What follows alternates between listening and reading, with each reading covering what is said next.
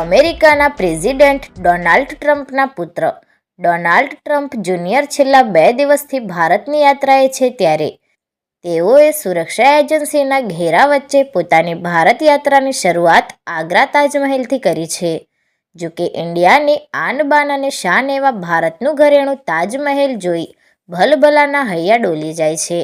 પછી એ કોઈ પણ દેશનું વ્યક્તિ કેમ ના હોય, ત્યારે આમાંથી ડોનાલ્ડ ટ્રમ્પના પુત્ર પણ કેમ બાકાત રહી શકે? ડોનાલ્ડ ટ્રમ્પ જુનિયરે તાજમહેલ જોતા જ ખુશ થઈ ગયા હતા અને વારંવાર તાજમહેલને નિહાળ્યો હતો અને તાજમહેલની કલાકારીગરીથી તેઓ એટલા ખુશીમાં આવી ગયા હતા કે પોતાના મુખમાંથી તાજમહેલના વખાણ કરતાં કહ્યું હતું કે વાહ ઇન્ડિયા, ક્યાં તાજમહેલ બનાયા હે.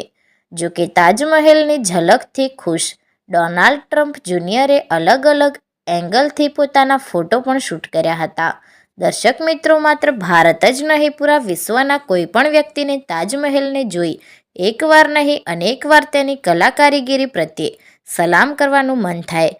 આ છે આપણે ભારત ભૂમિનું અનેરું ઘરેણું, જેના વિશ્વ વખાણ કરે છે.